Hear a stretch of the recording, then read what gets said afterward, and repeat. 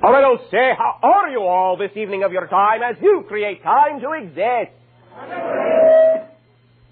Allow us to begin this interaction this evening of your time by remarking, first of all, on our enjoyment of the gathering of such a cozy little group. As we have always indicated in all our interactions with each and every one of you individually and collectively, the timing for everything and every gathering and every interaction we have with all of you is always perfect. And all the individuals within any particular gathering, anywhere, for any reason, the amount is always flawless, flawlessly representative of the collective, of the energy that is represented by any particular interaction that is about to take place. Therefore, allow yourselves this evening of your time to, I shall say, snuggle into the ideas that we will be discussing, which will be, if you wish, entitled this evening, Autumn. We have perceived, at least with the group we are dealing with right now through this channel, that the season, as you call it, in your particular area of your planet is what you call autumn. Your October month. Now, our planet in that way does not really have widespread seasonal changes. Our axis tilt is not as strong as your own. Our overall environment, in your terminology, is relatively similar from moment to moment, not usually ranging beyond what you would call approximate span of about 13 to 15 of your degrees, one way or another. The idea, however, on your world, of your season, your times of change, your autumn, represents, as many of you already instinctively understand, a gathering together, a going within, a nurturing energy of introspection. The idea of harboring new understandings, new discoveries of yourself, within yourself, surrounding the inner hearth of your being with all the ideas that you have discovered yourself to be during the active months of your year. And now coming into an assessment, a type of early hibernation, which in no way, shape, or form implies that you become inactive, but simply that your mentality, your consciousness, collectively and sometimes even individually, can begin to recognize that this particular timing in your world represents the idea of the opening, and the exploration of many of the things you have gathered, many of the packages you have picked up along the way to this point. To review and allow yourself to perceive what within those experiences, within those packages, represents the things that you prefer to carry through into your new year, and those things that you prefer to allow to assimilate within an old idea, and in that sense to remain within the concept of the past. It is now timing in your society in general for the opening of many spirit doors within you, many levels of consciousness now, not so much directly connected with physiological reality, but now the exploration of many states of dream reality, dream awareness, to begin to be able to allow more blending between the non-physical and the physical to occur. So that upon your birthing in a new year, you are stepping through that gate as a completely whole description of yourself, both physical and non-physical aspects of your consciousness in tandem, connected side by side, stepping through into that event of a new year with all the unfoldment of new growth, new perspectives, new discovery. But now your autumn time, as you all have created mythologically, is recognized as the time of communion with Spirit, In that sense, the spirit of yourself, within yourself, and all aspects in whatever way your consciousness, the spirit you are, can present itself to you. Both positive and negative mirrors for you to gaze into, to discover those things you desire within yourself, to discover those things you can integrate into the being you prefer to be. Now, in your civilization has been discussed many times the time past that you call the civilization of Atlantis. And we have reminded you from time to time, those that are familiar with this, that what you call the destruction of the civilization on your world of Atlantis actually does have a commemoration time in your reality, though many of you no longer realize what these commemoration times represent. The commemoration time is the 3-day span you call All Hallows Eve. And the idea in some of your religious vernacular you call the All Saints and All Souls Day of your November first 2 days. The All Hallows Eve and November 1st, November 2nd of your timing represents symbolically the night before, the day of, and the day after the destruction, the sinking of Atlantis. That is why the idea of All Hallows Eve represents many aspects of facing that which you fear most within you. The opening of the dimensions between the physical and the non-physical. The seeing of the spirit realm. The expansion of the awareness of being in touch with all levels of reality, and the creation of the reality you most strongly define with your strongest beliefs and or fears. That is generally what it commemorates in that sense. But in this way now, not in destructive ways, not in destructive terms, now it can represent the opening of a doorway to allow you to assimilate, to gather in all the understandings, all the definitions you have created yourself to be, and to become that introspective, meditative self that allows you to review and to choose the ideas that you prefer to be, the ideas and the realities you prefer to act upon, the ideas, realities, and perspectives you prefer to manifest in your life as the physical experiences you have in a day-to-day nomenclature. Your autumn, the falling of many of your leaves, pages in your books of life that you have written, the allowance of the strengthening, the feeling of the strength within you that burns bright in the hearth that you are, the hearth of spirit, the hearth of consciousness, the home each and every one of you have created yourselves to be, both on an individual basis and as a world home.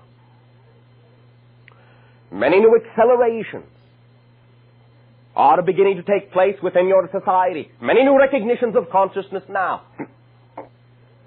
Our ability to have this conversation with you at all in this way indicates that much has changed on your planet within the last century of your counting. Do remember, however, in all of these interactions, that we are simply here as a mirror to reflect the brightness of the flame you are. Do not believe anything that I share with you just because I share it. That is not what any of this is about.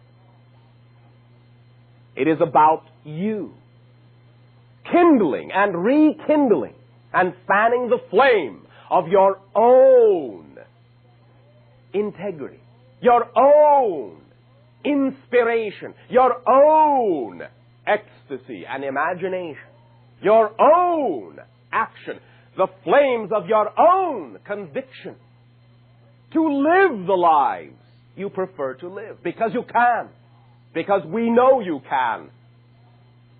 For as we have said, more often than not, no matter what any of you choose to think of yourselves, we believe in you utterly. And we know beyond a shadow of a doubt what you are capable of creating, if you truly desire it and act upon that conviction, act upon that desire. Nothing is beyond you. Nothing. And this is not talk. We are not handing you philosophies. We are not handing you sugar-coated dreams. We are talking mechanics of creation, physics of reality, of the physical world in which you live. Because we know you have always created the reality you experience. Because you are facets of the multidimensional creator.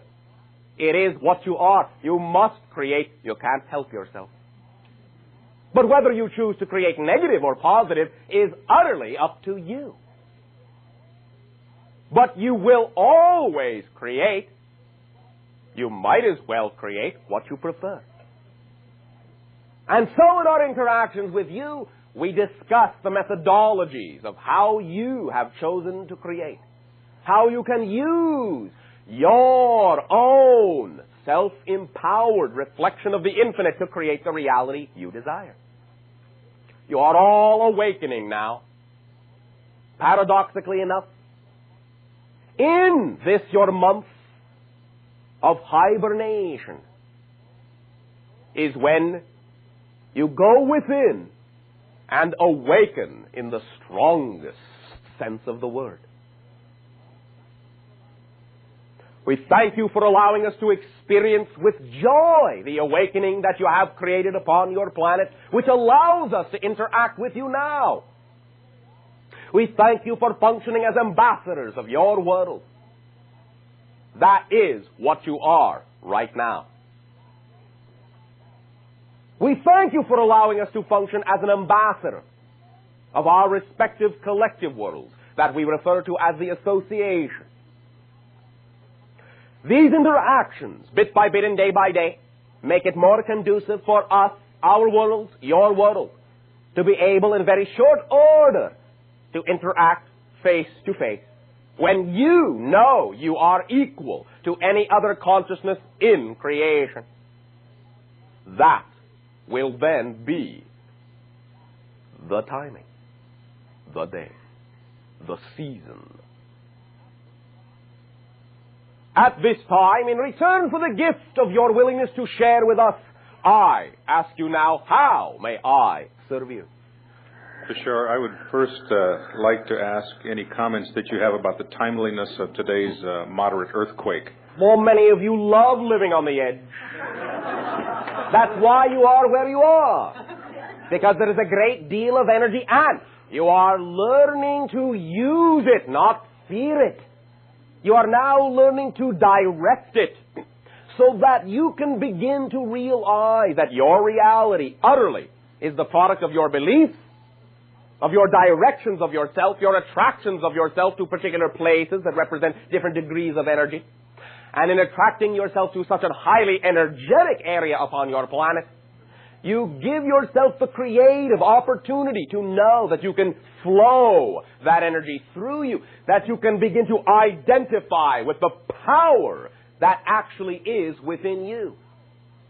For no magnitude of any quake that has ever occurred on your planet matches even infinitesimally the amount of power you have to create your reality.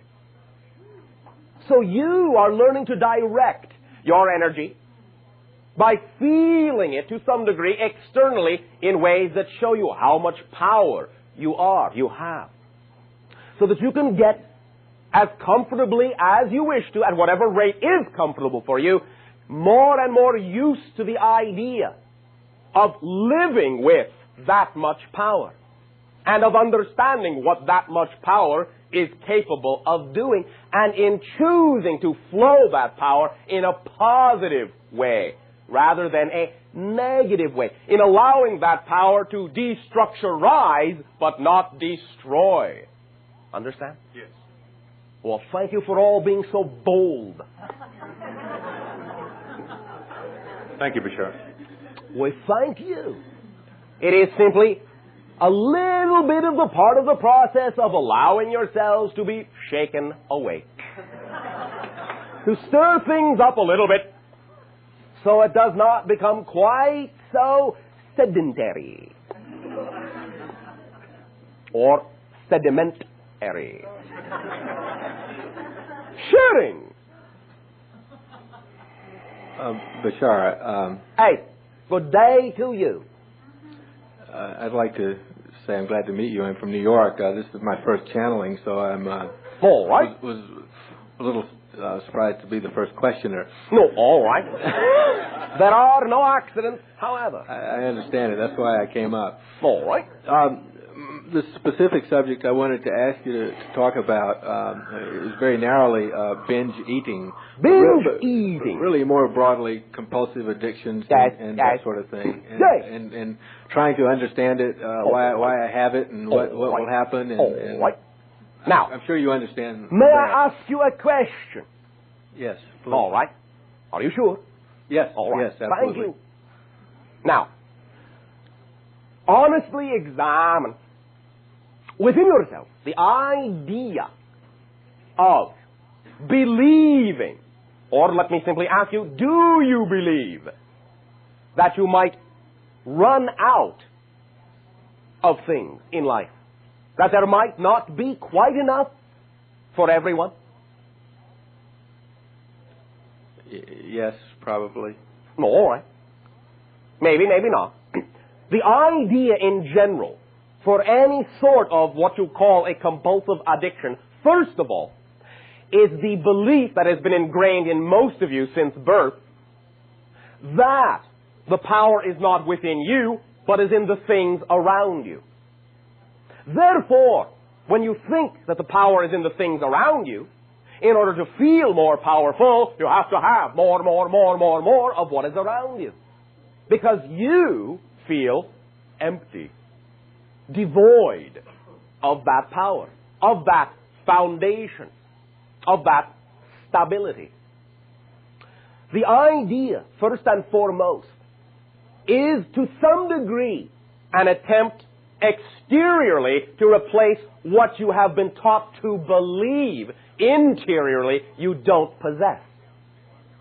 But if you start allowing yourself to recognize that the placement of the power in the symbol outside is, in a sense, the removal of your own power from you, that you are still using your own power to do that, and you take that power back and cease to believe in all the belief systems that deny you your power as an aspect of the infinite, when you then bring your self-empowerment back to you and start taking responsibility for all the creations in your life, that does not mean blame, that means freedom of choice, by the way. When you take responsibility for all the creations in your life, you will then begin to feel that energy within you. You will start to feel fulfilled of that energy. And in feeling fulfilled, you will not necessarily then assume that you have some sort of a void that is constantly empty, that you are constantly attempting to fill endlessly. Now, the idea, to some degree, sometimes, when it connects itself to an immediate rejection, what you call then a purging of the idea, will simply represent your overall consciousness as awareness that the exterior is not what has the power. It is you. Bring it back to you. By allowing you to understand, you must always rely on yourself, not on the exterior ideas. But that relying on yourself is not a matter of effort. It's not a matter of stamina.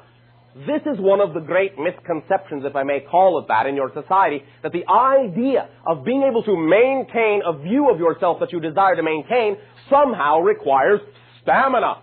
It doesn't. It doesn't. All it requires is a definition, a clear definition of what it is you really believe yourself to be, or what you really believe you desire to be, and then a decision to be that person, to act like that person that you desire to be. That's all it takes. Your decisions stick. Addiction is simply the lack of belief that you have that power. And therefore, any power, it is assumed, must be in your life, from that viewpoint, must come from exterior ideas to fulfill the emptiness that you have been left with because of how your society has taught you to think of yourself as not being in control. Understand so far? Most of it, yes. All right. Is this assisting you at all? Yeah, you're really speaking about creating your own reality. Everyone does. We are answering your question on a very foundational, fundamental level so that all individuals may apply their particular perspective to what you have shared to be your specific situation. But it applies nonetheless. The idea of any type of what you may call an overindulgence in anything exterior is usually based on the assumption that you don't have what you need to begin with, and that you have to do that, you have to binge, because you do not believe there will be enough. Understand? Yes, no, maybe. Yeah, I understand. I guess the only other part, yes. I mean, that's on an intellectual level, I can understand that. One moment. When you say that's on an intellectual level, you are making a distinction that does not inherently exist. If you understand it, you can learn to assume that you actually do understand it on all levels, rather than just assuming that you only understand it on one. Just because you don't necessarily feel it in a certain way doesn't mean you don't have the understanding you need. The idea that you can understand something just intellectually or just emotionally is one of the definitions your society has taught you to buy into. To make that segregation, that separation, that allows you now to have the experience you're having right now with this information. You understand it on far more levels than you think. However, the first step in transforming it is to first of all acknowledge the reason for why you would be doing it to begin with. Once you own that you are choosing to do it out of your freedom of choice, you place it squarely under your control. It is not something that's happening to you, it's happening through you, because nothing does happen to you. Nothing comes from the outside. Nothing is an uncontrollable addiction. Nothing is really a habit once you know you have it. If you know you have a habit, you don't have it anymore by definition. Because a habit is something you do that you don't know you're doing. If you know you have it, you have to be outside of it, quote unquote, in order to see that you had it to begin with. So once you are aware of the fact of what you're doing, that is really no longer you. And it is only an assumption, a belief, a definition that for some reason it is difficult to stop doing it, that you keep doing it. It isn't anything inherent in the circumstance itself from that point forward that makes it difficult to stop. It is only your assumption, the definition you have been fed in your reality, that makes it seem difficult to stop. Because your definition of that idea is that it is difficult to stop. And it is only the definition that gives it that power. Nothing inherent within the circumstance itself. Understand? Yes. Is this assisting you? Yes, very much. Is there some specific idea that you feel is not being touched that we might be able to clear up? I'm still groping a little bit for technique. No, all right. You are missing the point. Now, we can give you 1,001, 1,000,001 techniques. Your imagination can supply you with whatever technique will work best for you. That's what your imagination is for. That's how it works best. So, you are quite capable of creating whatever technique you desire. And even if we gave you a technique, your imagination would alter it to fit you anyway. However, you are also under the assumption that you need a technique to make a change. The idea we have just outlined it if you are willing to understand the concept we are discussing, is in and of itself all the technique that really is fundamentally necessary. In other words, the realization of what your circumstance is in and of itself is the transition of that circumstance. As we have said in simpler terms, if you're aware of the habit, you don't really have it anymore. All you have to do is understand you don't have it and stop acting or pretending like you do. Now, we do not mean pretending in the sense that we are calling out that you are doing something false in that sense. That is not what we mean. But the idea is that if you know you have a habit, you don't have it anymore. All you have to do is see the you would prefer to be. Do you see the you would prefer to be? Do you have a picture of what that you would be like? I can create that in my mind. Yeah. Go right ahead. Create it now. Have you got it? Yes. All right. Now, that you, however it looks. Now, do you really believe that what you have in your visualization, in your imagination, is representative sufficiently of the you really prefer to be? Yes or no? Yes. All right.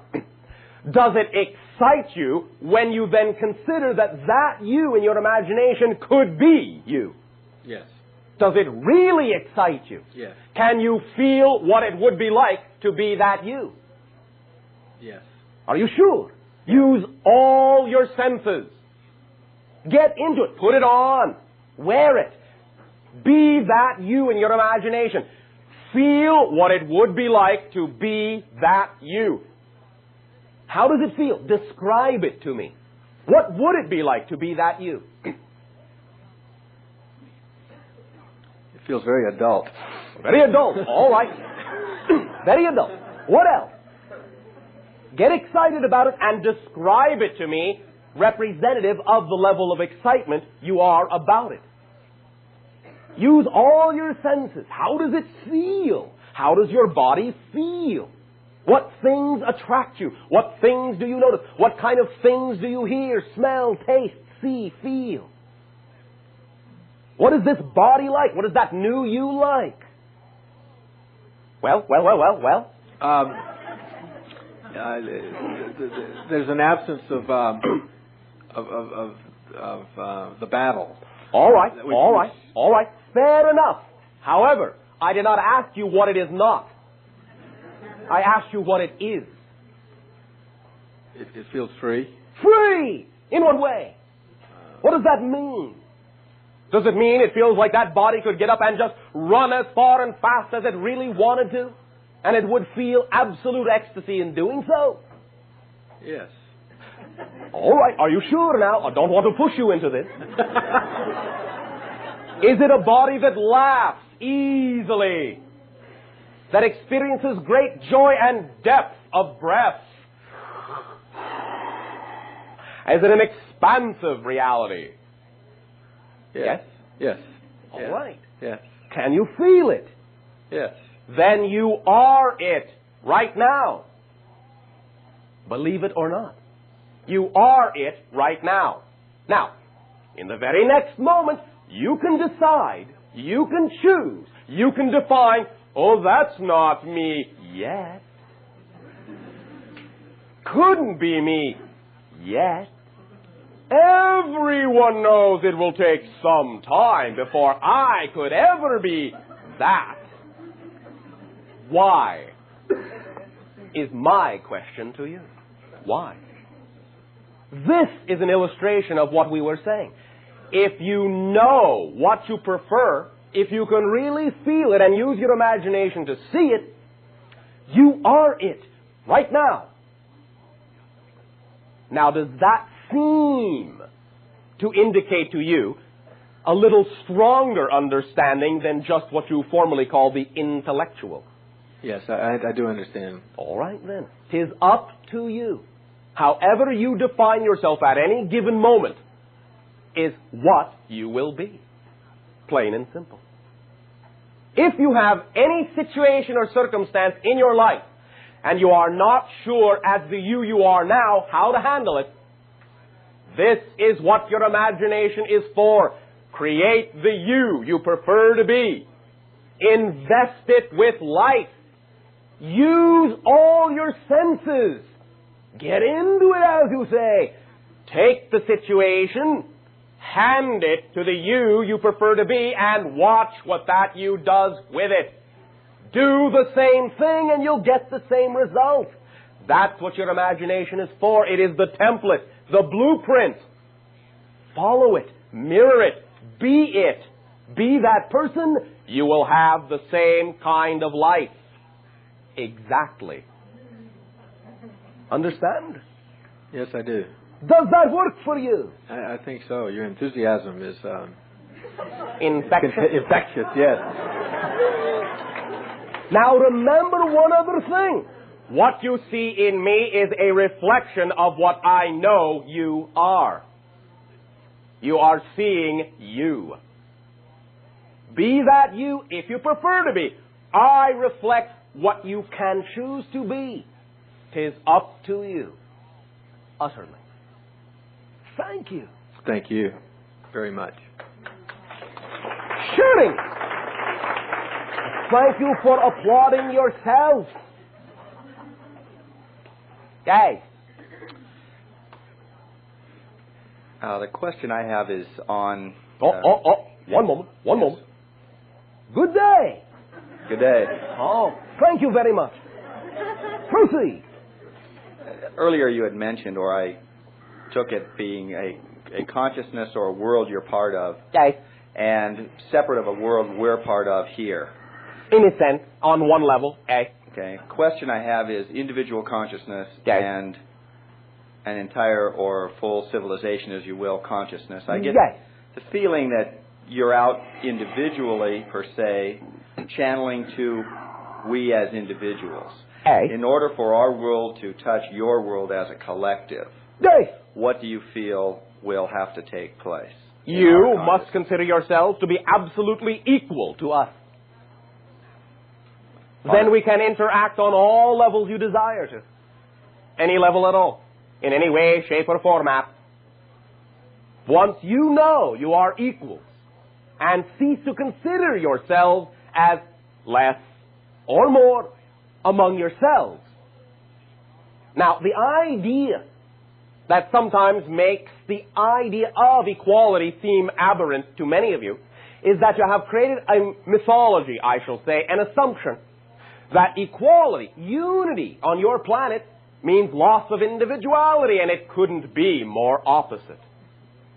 The strengthening of the individuals you are and the granting of equality to all other diversity as individuals in your society is what will create you to be a unified world, a collective.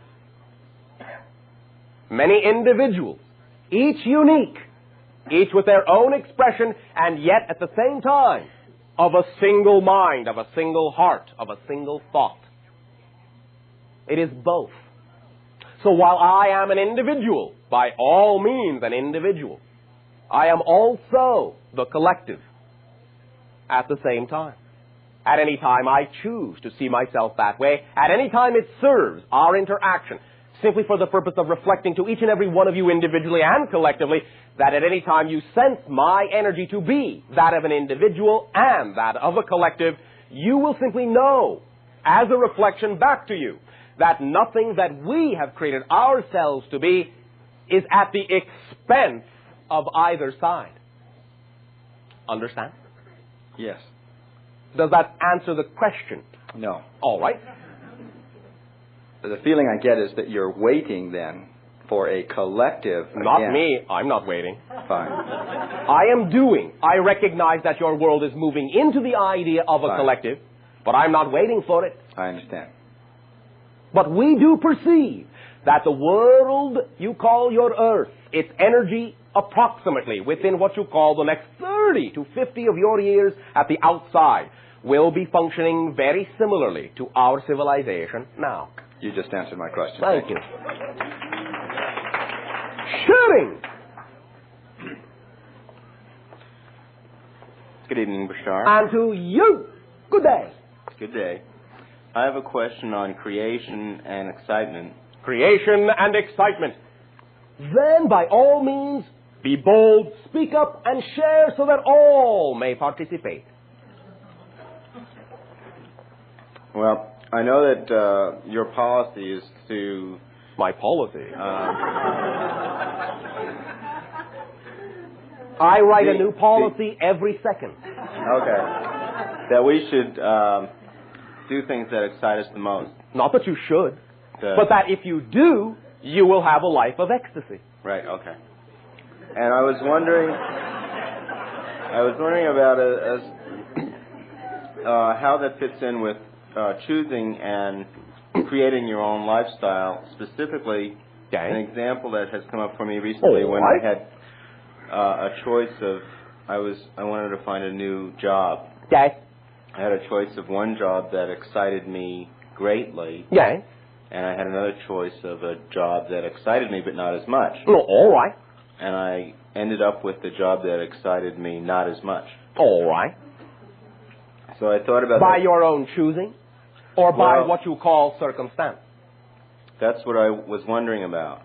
All right. My first thought was, well, it was by circumstance. And then I thought about it. Which can be unconscious choice. What you call circumstance can be unconscious choice. Well, couldn't have I at the same time chosen the thing that excited me the most? May I ask you a question? Sure. Thank you. Do you absolutely believe beyond a shadow of a doubt that you are capable of doing that job? Why is there hesitation? Well, because if I believed it, then it would have happened. All right.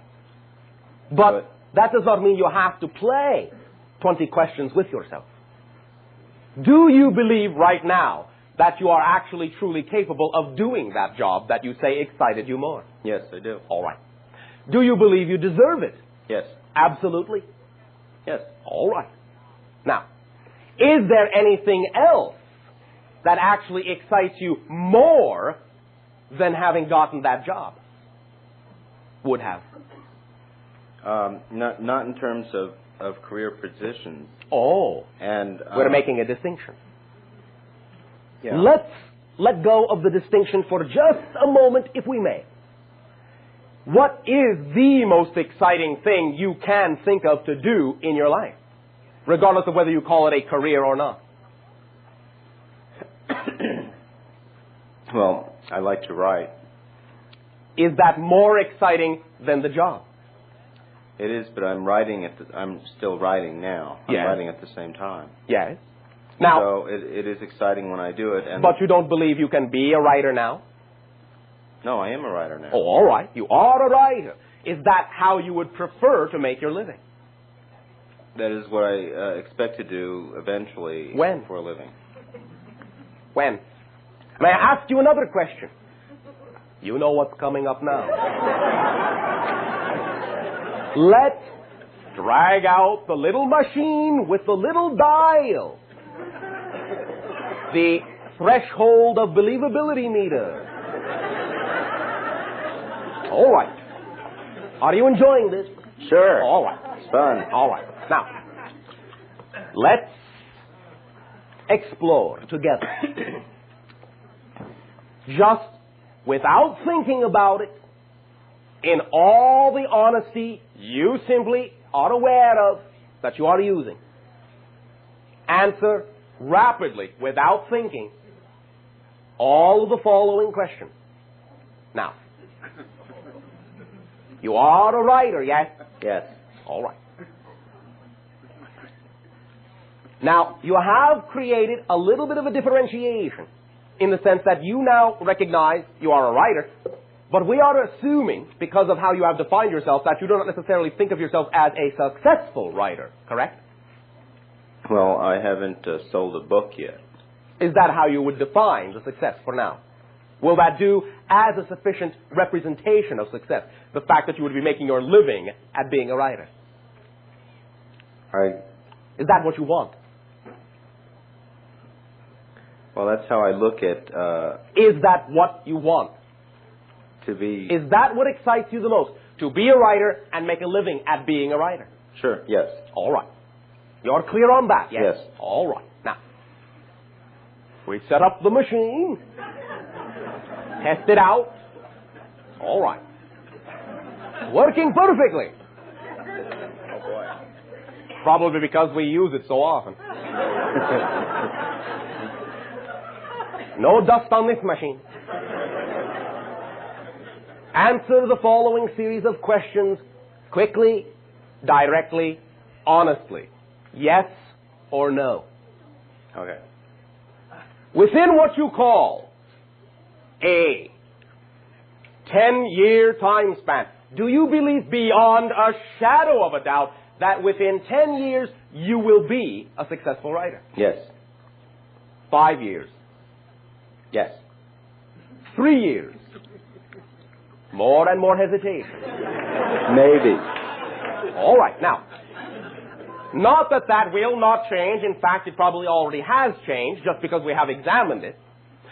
But if you use this technique, you always give yourself the opportunity to understand whatever amount of time the beliefs you have within you will probably allow it to take. When you start to hesitate, wherever that time frame is that you start to fluctuate, that is probably a good idea of exactly how long you will allow it to take right now to be the idea you say really excites you. Now, once you know how long you have created it to take, then you can examine and explore. Now you have some material to work with. Now you can say, why would I need to believe it would take that long? What belief and definition do I have, or would I have to have within me to allow me to believe it would have to take 3 years? Do I want it to take 3 years? Yes or no? No, I don't. Oh, all right. Then allow yourself the self-exploratory journey of openness and honesty with yourself. Discover within yourself in your meditations all the definitions you would have for why you would believe it would have to take 3 years. Get in touch with those definitions. Rewrite the ones you no longer prefer. The ones you believe absolutely are easy to change. The ones you really recognize you no longer prefer, replace them with definitions you do prefer. Then hook yourself up to the meter again and go through it again. Do I believe beyond a shadow of a doubt, and I mean beyond a shadow of a doubt, that I will be this writer that I prefer to be in 10 years? 10 years, a snap. No problem. 5 years, absolutely. How could it ever take that long? 3 years, no problem. 2 years, absolutely. 1 year, oh. Well, 1 year, 1 year. Oh, I see. All right. Now I have brought the 3-year threshold down to 1. Go back and examine the definitions over again. Do this. And be honest about what you discover. Be clear about your definitions as to what these things you say you want represent to you. For many times, the only thing that seems to stop something from manifesting faster is because of your definition of what you think it is, or what you think you will have to take along with it, that you don't necessarily want as a part of your definition of the thing you say you prefer. Be clear about your definition of the thing you desire. You can use this technique to clarify that, and bit by bit, you can allow that timing to become very, very foreshortened. Then you will begin to feel it be more imminent. The more imminent you feel it, the more excited you will be. The more excited you will be, the more accelerated your energy. The more accelerated your energy, the more imminent it will be. And on, and on, and on, and pop, there it is. Now, let me just, drop a little hint. For almost any type of endeavor that you would consider in this light that you might want to be, rarely does it ever require more than 3 of your months for full manifestation. Usually, most things can at least start to fall into place within 3 weeks, and almost every endeavor will at least give you a sign it is starting to move in that direction within 3 of your days. If you trust beyond a shadow of a doubt that the thing you say excites you the most is really the thing that can support you, by definition. The thing you can really do effortlessly. And again, watch the definition. You may believe you're a writer. Yes, I define myself as a writer. But why don't you define yourself now as a successful one? Well, that is a definition in and of itself, and you don't have to wait for do any more about it. When in fact there might be many things you could be acting on that represent the thing you really want to do. You might be settling for less by acting on some of the other circumstances rather than truly having, I'll say, exhausted all of the prime opportunities first before you then allow yourself to start acting on the secondary level opportunities.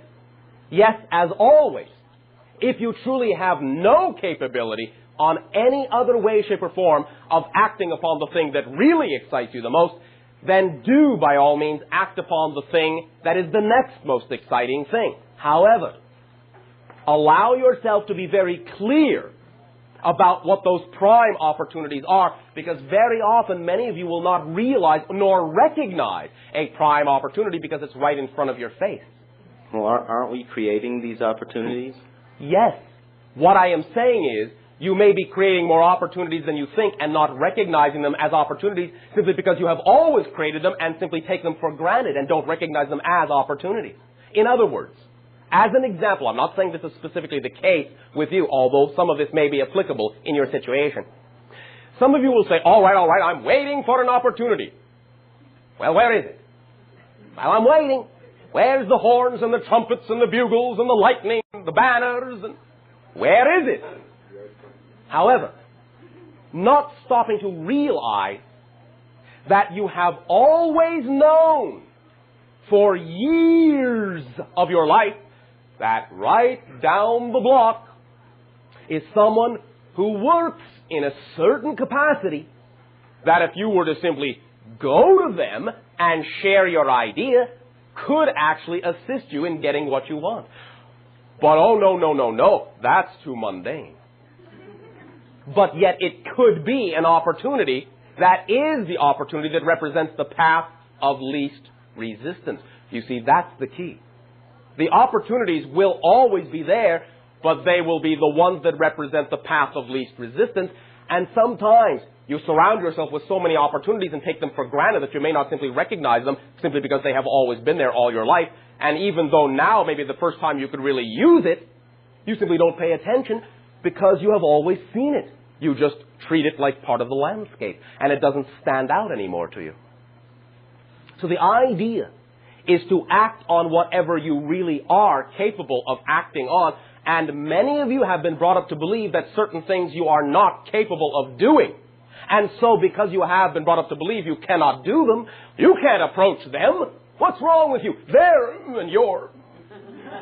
You can't go talk to them. Are you crazy? And so, when you hear enough of that, you walk right by the building every day. Where's that opportunity I'm waiting for? And all you have to do is walk through those doors. Go up and talk to those people as an equal. And let them respond to you as an equal. Because the whole idea is that you exist in a physical reality with many other physical beings, and you're all here to help each other. So all we are saying is that many times these opportunities are not going to be delivered by flying horses. Sometimes they can be very obvious in that fashion. But more often than not, the opportunities will always be right under your nose, but you have been taught out of seeing them. Well, why would someone create something that doesn't excite them the most? That is not what we are literally discussing. Well, the idea, however, one moment. The idea, however, is that as we have just been saying, there are many, many things you might be very excited about if it weren't for the fact that your society teaches you to not be excited about them. You might not understand that you really could innately be far more excited about far more things than you are allowing yourself to be excited about. The idea is to face your world with a childlike fascination. Then you will begin to discover that many more things you take for granted as being mundane are actually quite a bit more exciting than you thought. And you will then be able to act on them because you now see them for the excitement they are. Many of you have very thick skins by this time. And so things that could be exciting to you don't have much of an effect on you. You may not even be able to recognize your own excitement because of the thickness of that shell. Understand? Yes, I do. So start walking through it. Allow yourself to break through it by simply breaking through the conventions of your society. And that will allow the skin to become much thinner and allow the excitement to penetrate much more easily. Then it will be obvious in what direction it lies. Okay. Thank you. Thank you. Sharing. Good day, Bashar. And good day to you. I have some very wonderful friends who recently have shown their love for me in various ways. All right. And I would like to be able to show mine for them a little bit better than I feel like I've been able to up to Well, now. in what way would you care to express your love? In a way that they would appreciate their own lives better, that I might be able to help them. Then be the fullest living example of unconditional love and ecstasy of living that you can be. And they can then see reflected in you a way they can choose to be if they want to. But they don't have to choose it. That is how you serve anyone, and it is the only way you can serve anyone. Be the fullest example of the idea that gives you the most joy. Reflect it to them, share it with them, but not because they have to take it, simply because you are an opportunity they can choose if they want to. That is really all you can do. Be of service in whatever way it moves you to be of service. And by example, it can, as you say, rub off. But not for the purpose of getting them to change, just because that's the way it gives you joy to be. Then they will see that joy. Look at him. Look how happy he is. How do you do it? I do it because I choose to be of service, to be of joy, because I know I choose my reality. Therefore, I choose what I prefer. That's how I do it. You can if you wish. You don't have to, but you can if you wish. Now, remember that one of the easiest things to do is that if you do find someone in your reality that is living the way you want to live, copy them. Do what they do, and you'll live that way too. So if you are the fullest living example you can be, then you give them the best opportunity to have something to copy. Understand? Oh, yes. Does that answer the question sufficiently for you? Very well. Thank you Bashar. very much for your sharing. Sharing. Hello, Mr. Diplomat. Hello, Mr. Ambassador.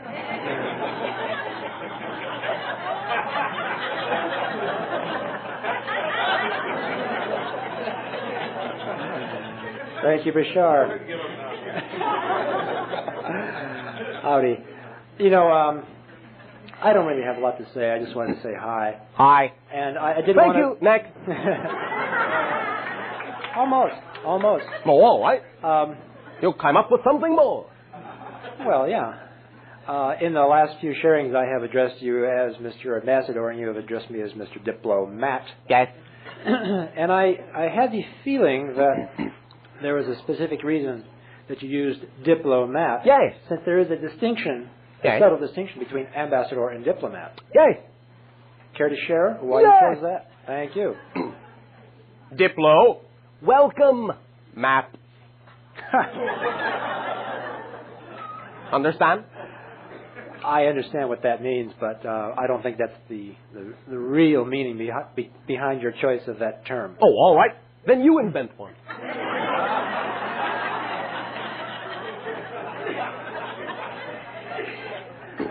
It's the meaning I mean right now. Okay. Well, let's create a past here for a moment. No, all right. And tell me the meaning that you meant when you've used it in the past. Since you chose to use it. Oh, thank you.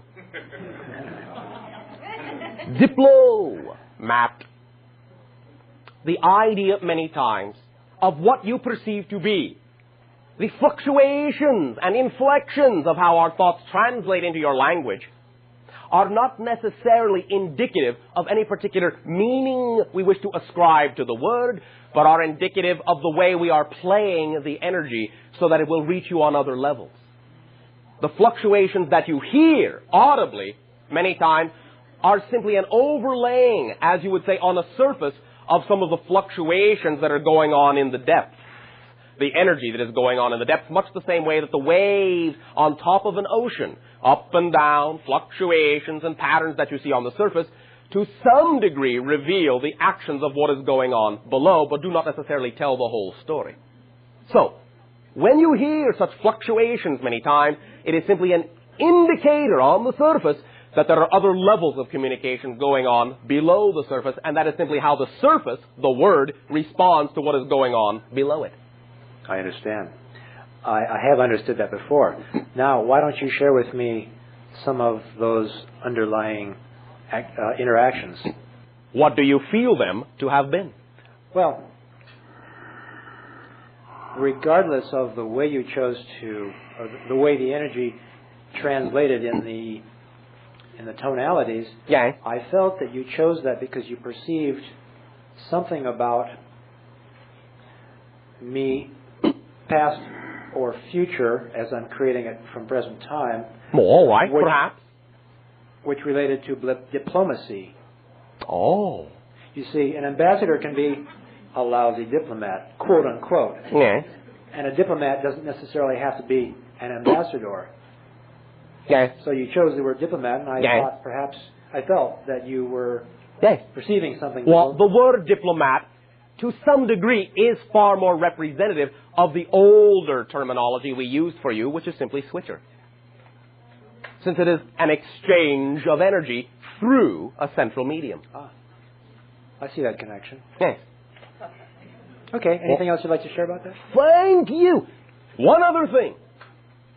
Simply the recognition that even though we may have, quote unquote, chosen that particular modulation at that time with a particular intent, it was, on your behalf, the choice to make a mystery out of it.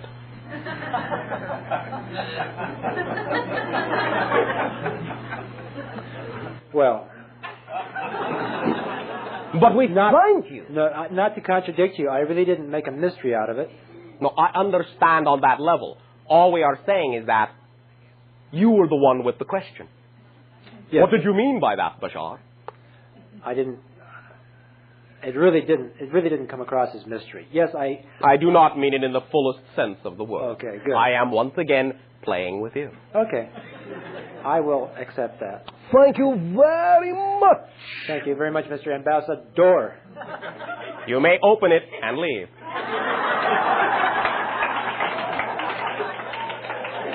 And of course, as always, enter a new experience. Thank you very much. Sharing. Good day, Bashar. And to you, good day. I recently was invited to somebody's home, and they had a great deal of crystals in their room. A great deal of crystals. Yes, a lot of crystal power.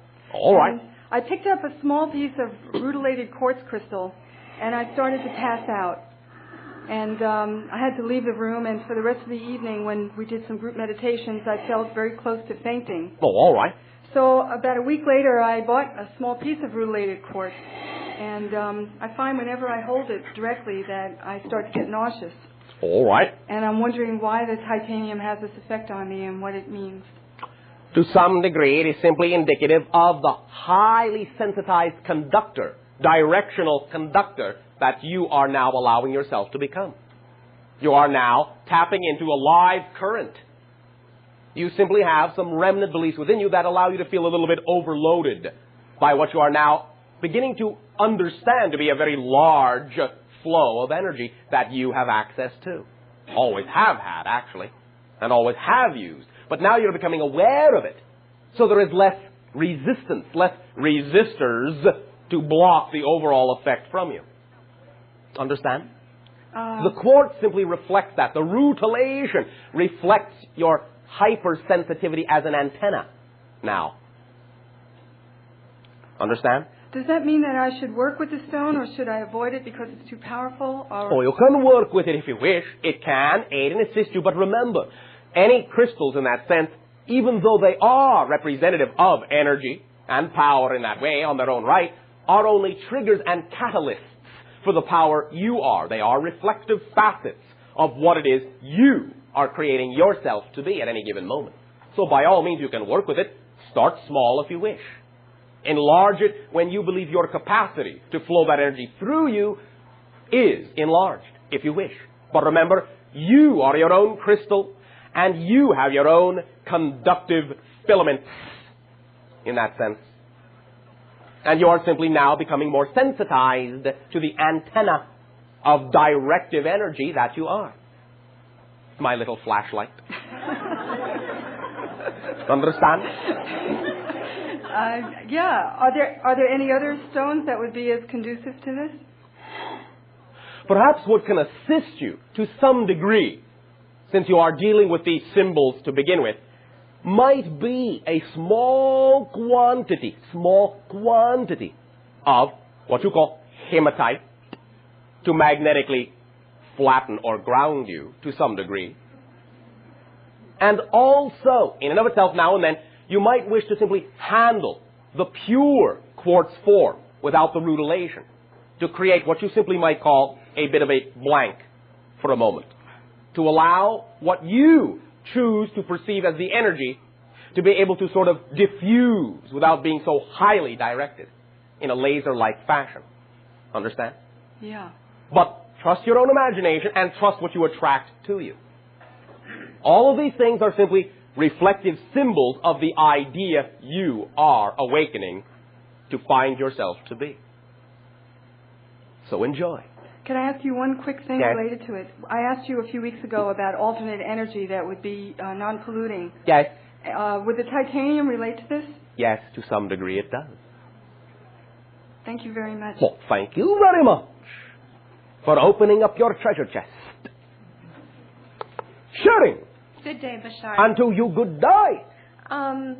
You had discussed a connection that I have with another individual and how our interaction may best progress to serve ourselves and humanity. Okay. Now, I know that I have the ability to choose the path I'm going to take and to go ahead with agreements I've made or change them.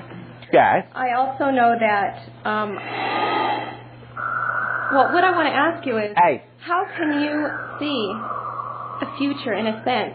I know time is an illusion, but if you can kind of pick up on connections that two people have. Some things now and then will flow into formation and be representative of a highly momentum-fulfilled state. Those stand out. So it's vibration of energy you're Yes. picking up on. Overlapping vibrations that reinforce each other are sometimes easier to perceive. But the idea of any sort of prediction is always a fluctuating idea at best, because there is no solid future, and the ones that are perceived are simply the ideas, the probable realities that have the highest degree of momentum, the highest degree of reinforced energy behind them at any given moment, but only at the time the prediction is made, because the prediction is simply a sensing of the energy that is the most likely to manifest at the time the prediction is made. That can change in the very next second. You can perceive things that seem unlikely to divert, and those are the ones that usually come to pass. Uh-huh. Understand? Yes, I knew that then. No, all right. Yes. I have one other quick question. Yes. The last 2 weeks I've been dreaming and remembering my dreams. Yes. And a lot of simultaneous lives that I've been dreaming about. Yes. Last week I went to sleep and I literally don't remember the entire evening. All right. Other than I woke up and the nightgown I usually sleep in was tossed across the room and my bed looked like a war zone. No, all right. And I had a sensing of extraterrestrial presence. To some degree, yes. Would you like to No. add anything? No. Okay. So It will come out in the fullness of time. Many times, this can be a general clue for all of you. Many times when you awaken from your typical sleep state, truly feeling like you have been out and not really carrying back with you any particular memory at all, is usually an indication of simply a very strong and direct and straight communication with another level of consciousness. That your mentality simply at this time hasn't yet assimilated in terms it can understand to be able to present to you symbols that make sense. But it will play out in the things you do. The information and the energy is there and is representative of the agreements you are making. In doing the things that excite you the most, this information will come out in the actions you perform in life, and bit by bit, through many different methodologies, some of which you may call déjà vu, some of which may simply be instantaneous revelation of awareness, some of it simply the synchronicity of the interactions that go on, the coincidences in your life. All of these and many more are different ways that this information plays itself out to bring back to you through your reality an awareness of all that you have created and agreed to. Okay. So bit by bit, it will come out. Now, you can begin even in your dream realities to ask for more assistance in unfolding it and in remembering it. But do not insist upon it.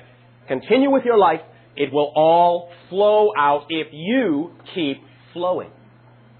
Don't stop and try to analyze it. You block the flow. Keep flowing. Keep doing. Keep being. And it will come out. Because that's what it's for.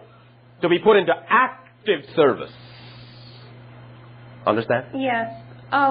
My remembering all these other dreams, I know that I'm blending more and integrating. Yes. Remembering these dreams what is the service of them? That's up to you. So it can be absolutely individual from dream to dream.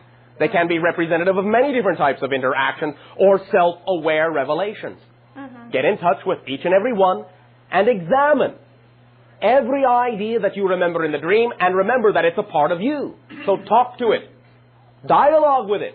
Ask yourself, this is me. I am this portion of the dream. I am this thing in my dream. I am this emotion in my dream. What I want to say to me is, listen, you'll get an answer. Okay. Just relax and let it flow.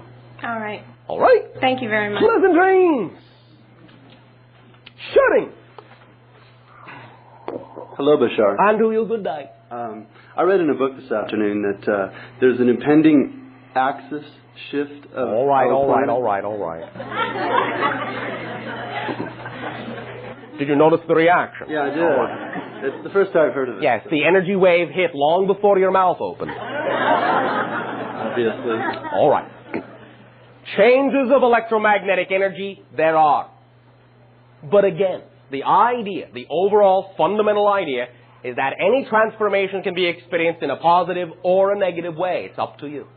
Whatever vibration you buy into most strongly will be the way you experience the shifts going on in your electromagnetic field. Individuals that have a great deal of fear about the shift will lure themselves into places of destruction. Individuals that simply understand they can use the energy to enlighten themselves and elevate and accelerate themselves in a positive way will simply know beyond a shadow of a doubt they do not have to give themselves the idea of a trial by fire, and they will lure themselves to places on your planet where they will experience the energy as a destructurization rather than destruction. Understand? Yes, I do. The more individuals on your planet that recognize you can use this energy in a positive way rather than simply fearing or believing it has to happen in a negative way, then can change the energy of the entire planet so that the majority of the planet need not experience any transformation, any shift in a negative way at all. So, the idea is that yes, there are shifts in your energy taking place, both in you and what you call your planet, since in a sense you are one and the same thing. Here and there, as you have experienced this day of your time, you may see pockets of adjustment in your land mass, but it does not have to be as devastatingly overwhelming as many of you used to fear it had to be. You have already done much to change a lot of that energy.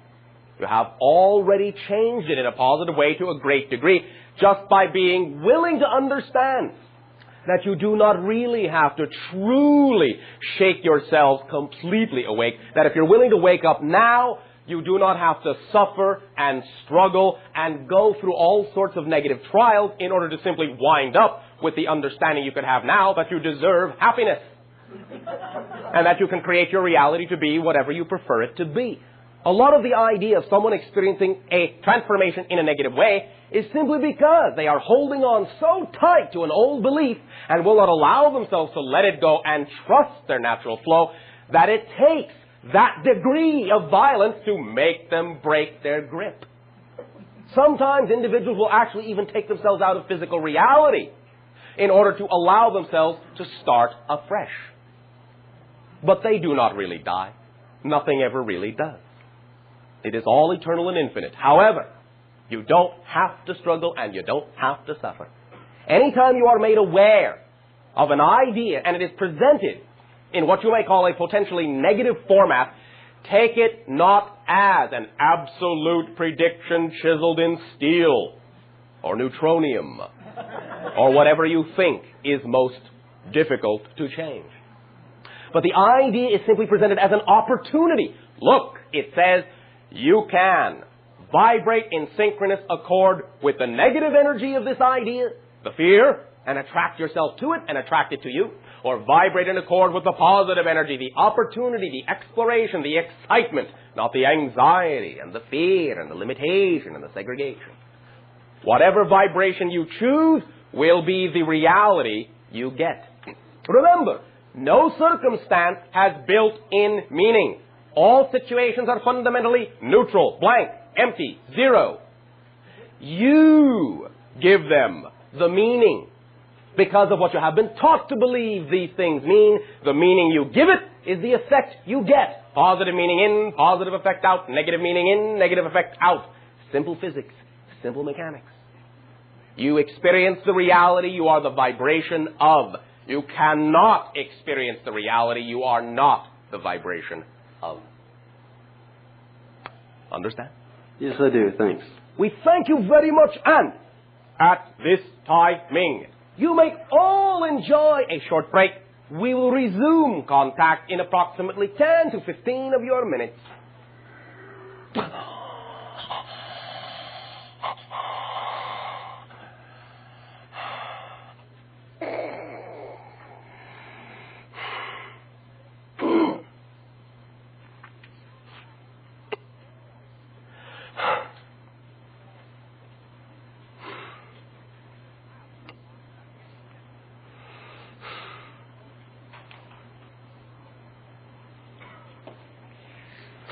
How's it going?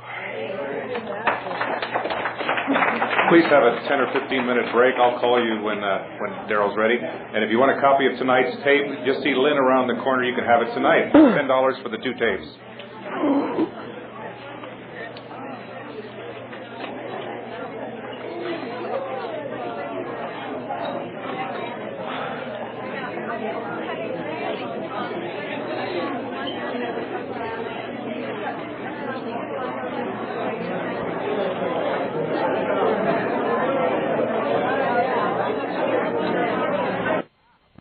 First and foremost, that the main purpose of this interaction is not for the validation of my existence.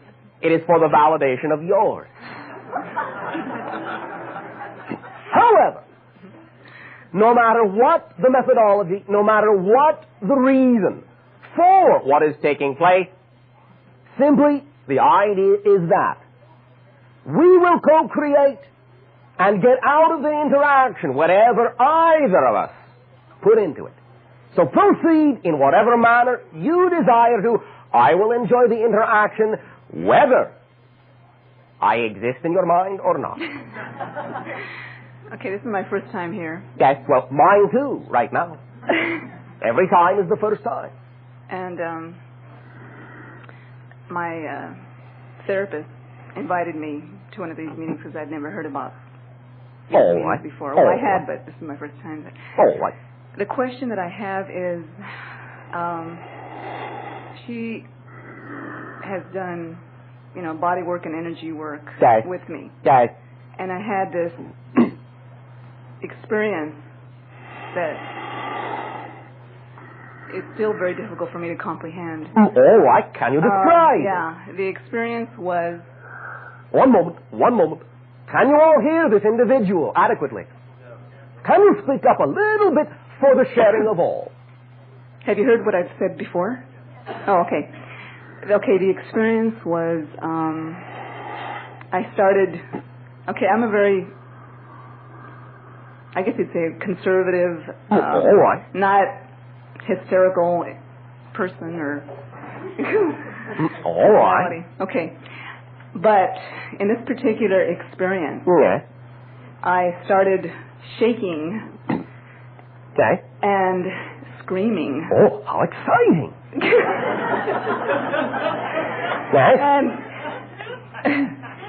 And I had this vision of and I thought, oh my God, I'm going crazy.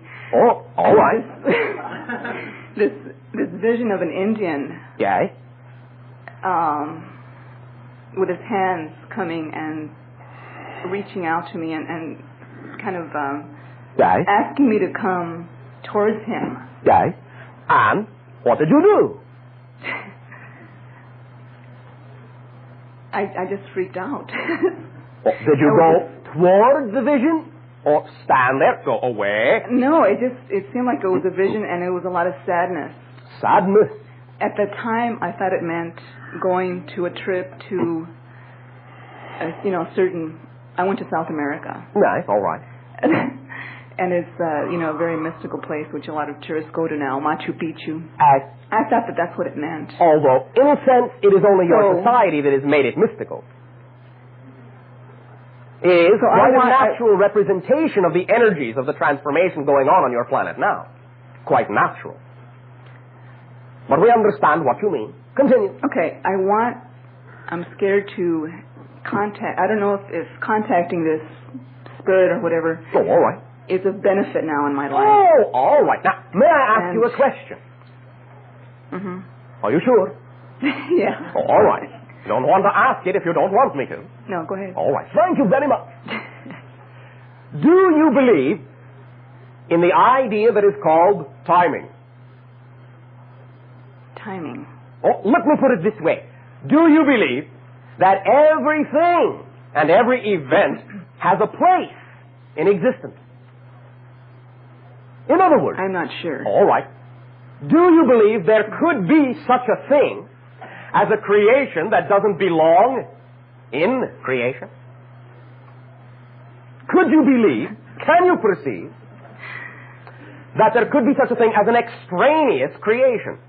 Something that didn't belong in existence? Or do you understand that everything that exists, by definition, must fit? Or it couldn't exist? Which do you prefer to believe? I want to believe that there are other dimensions that... Oh, yes, there are. But that has nothing to do with being extraneous. When we say extraneous, we simply mean, could there be in your mind something that you could perceive that somehow doesn't belong in the universe? Could something exist that didn't belong in creation? No. All right. Step one. Very good. Now, you can use that understanding and apply it to some degree, at first, to your circumstance. If the circumstance happened, then on some level, somehow, it belongs in creation. You follow me so far? Yes.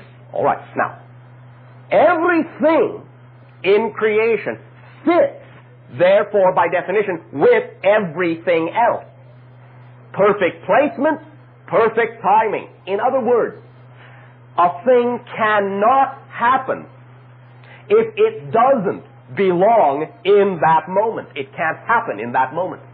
It can only happen in the moment in which it belongs.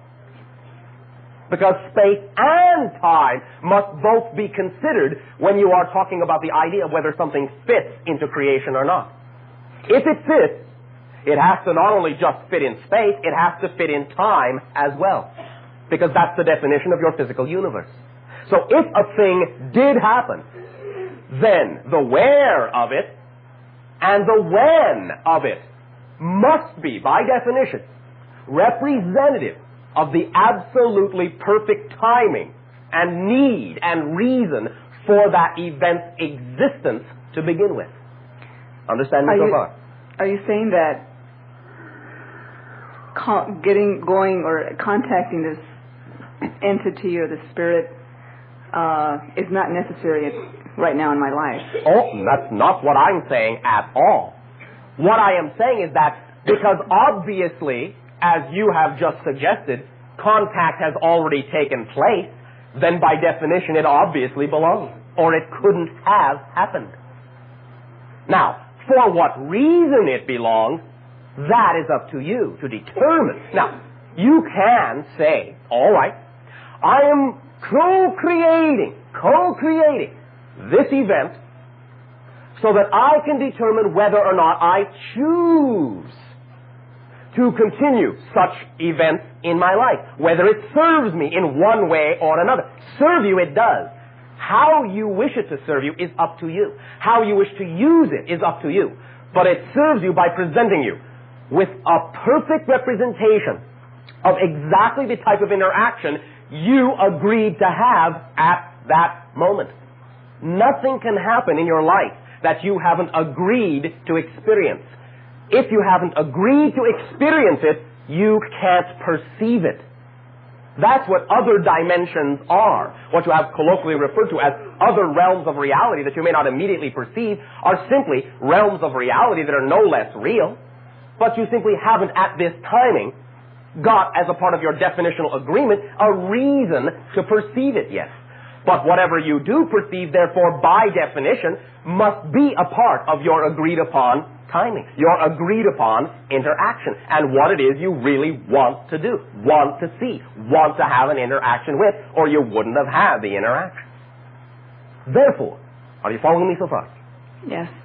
If you can understand it from that point of view, if you choose to understand it in that way, then you can recognize that you agreed to meet it halfway. You have to create a similar vibration. You have to be of the similar vibration of anything you perceive in order to perceive it. You can't perceive what you are not the vibration of. That is simple physics. Understand the analogy? Yes, no, maybe. Some. All right. Let's use the radio analogy. You have on your planet a device you call a radio, yes?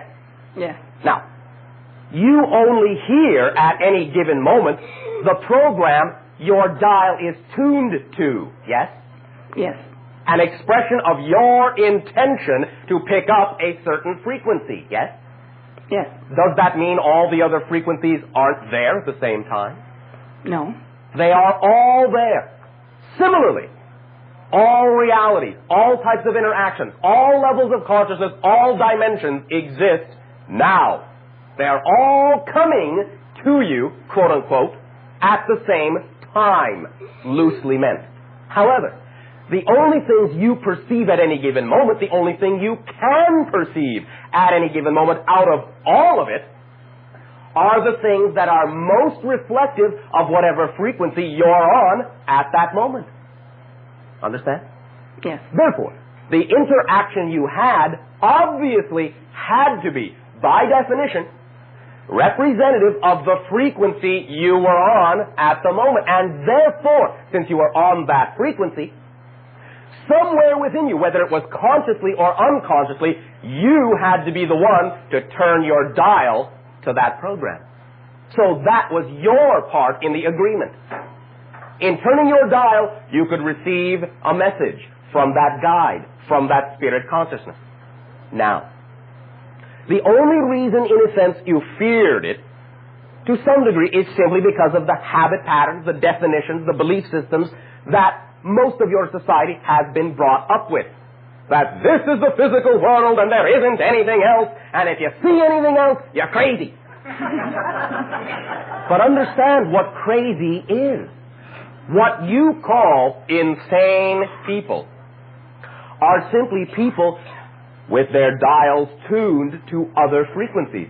They are seeing other realities, other aspects of the total whole that are no less real than the ones you may collectively agree to call real, but the ones that do not know how to communicate what they are perceiving in a way in which it allows them to apply it back into the consensus reality, then usually lock themselves into a self-perpetuating cycle where they focus on that other world they know is real and do not allow themselves the capability of communicating through them the information that might be able to be applied into the world they have already locked themselves into. What you call a genius, as you all already recognize the fine line, as you always say, between genius and insanity, is for this reason.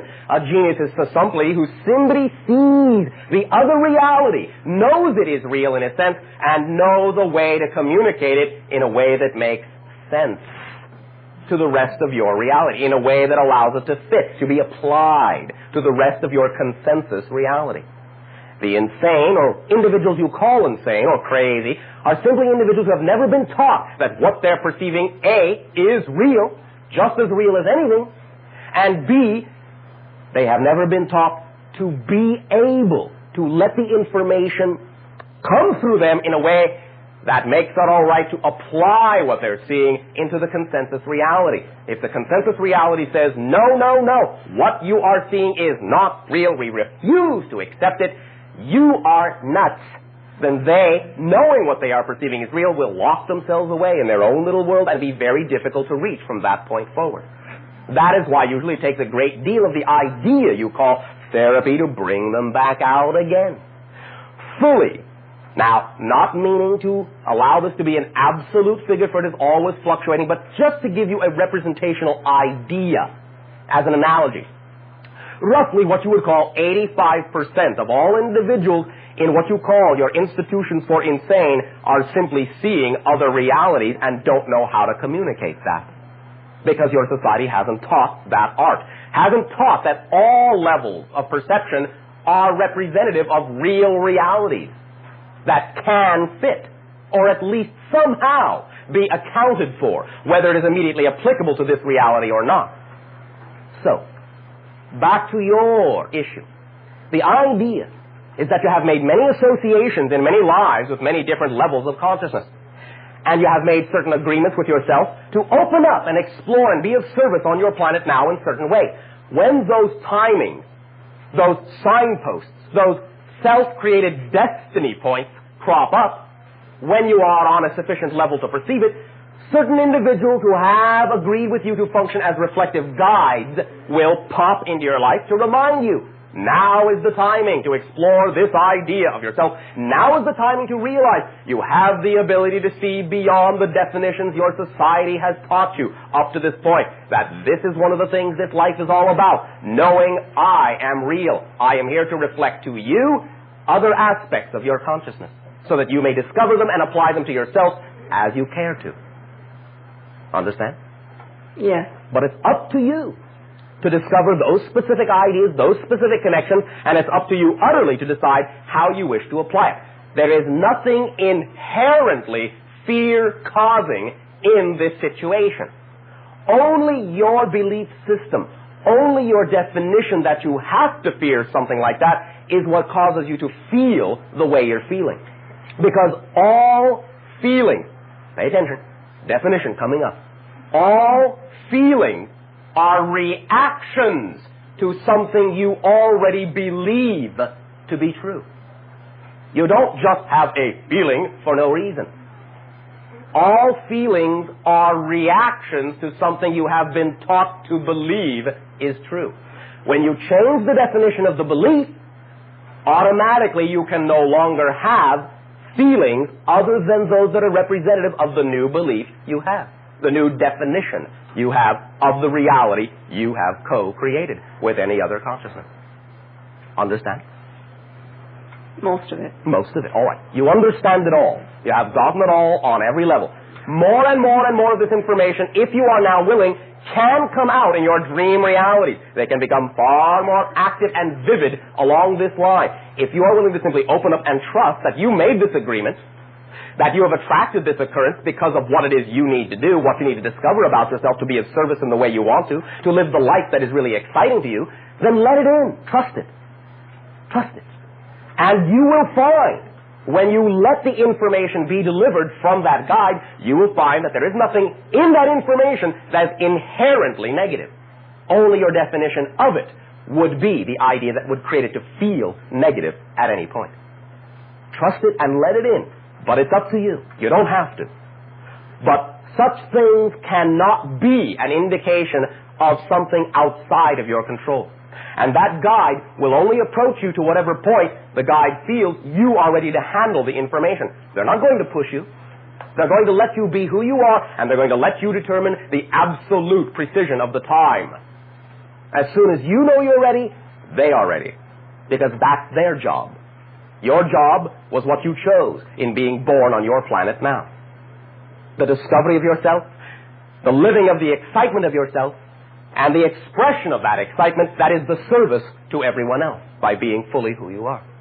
It is simply that you all have assistants to remind you from time to time of when you set up for yourself in this life a timing, a signpost that you wanted to look at to remember more of who you are. In a sense, that vision is only you looking into a mirror and seeing another higher aspect of yourself reflected to you from a friend. Understand? Yes. Now, you don't have to understand all of this empirically or analytically or terminologically or semantically all right now. Your timing is flawless. Relax. Everything comes out in perfect timing. Now, does this serve you? Yes. All right. Now, may I ask you another question? Yes. This is simply out of curiosity. And in no way, shape, or form is it meant to reflect, once again, that it really matters one way or another whether you choose to believe I am who I say I am. That is not the point. But simply this. Do you believe it is possible to experience what you call telepathy? Yes. Do you believe that other forms of life exist in the universe on other planets? I don't know. Do you believe it is highly likely? I think it's very possible. All right. Then there is nothing so strange in the putting of those two things together, and that's what you're getting here. Someone like you in many ways, who lives on a world like yours in many ways, who believes in telepathy and practices it, and has made an agreement with a certain individual, the channel sitting before you, to practice it in the following way, to be of service in the way we are being of service now. It is really no more complicated than that, in terms of the idea of at least describing the mechanism of what is going on. But, once again, our main purpose is for the sharing of the information itself. Though we love you all and would enjoy ecstatically direct interaction in time with you all, it matters not whether you really choose, in that sense, to prefer to interact with us or not. What you are doing in your lives now is the most important thing you need to be doing. That is all, right now, we care about. And do remember one other thing, and this is absolutely not a chastisement, but simply the definition of what you call skepticism is not usually what most people think in terms of having an open mind. An open mind is an open mind. Skepticism, even though the original root may have meant to know, usually in your society now means already having a preconceived bias towards a particular idea. Understand? Yes. Mm-hmm. We thank you lovingly for your sharing. We thank you for being of service to all these individuals, for allowing them to see through you different ways they could apply the information you have discovered about yourself to their own lives so they may grow. We thank you. Thank you. Pleasant dreams. Shooting! Hello, Bashar. And to you, goodbye. Bashar, I want to tell you that my interactions with you And just your being here is a tremendous contribution to my life, and I thank you. Thank you. We thank you for contributing to ours. The question I have tonight has to do with a series of situations I've had in my life that are related to each other. All right. That I'm not excited about having in my life. Oh, all right. And I'm anxious to learn the lessons I've created them for and move on. Anxious? Yes. Excited? Excited to all right. learn these lessons and move on. Oh, all right. Go ahead. They have to do with the people that I'm close to in my life. Yes. Along the path, one after another, seemingly inevitably. Inevitably? Inevitable. My. Little piece of neutronium there. That's right. Inevitably. Yes. I said seemingly inevitably. I know it's not inevitable, but... Yes. Just lightening things up a bit. Thank you. It comes about that the people that I'm close to come to a place where they feel they can't make their own living and want to or do become dependent on me. Oh, I see. All right. I don't like the situation. Well, all right. Then why do you support them? Well, I've stopped doing that, and what I have now is a lot of people I'm close to that are angry at me or have... maybe they're angry at themselves. Maybe they are. At any rate, I don't feel resolved about handling this obligation, not because it keeps coming up. All right. So Can you express to them the idea that you will help them all you can as long as it does not represent the idea of taking responsibility for them, because you can't.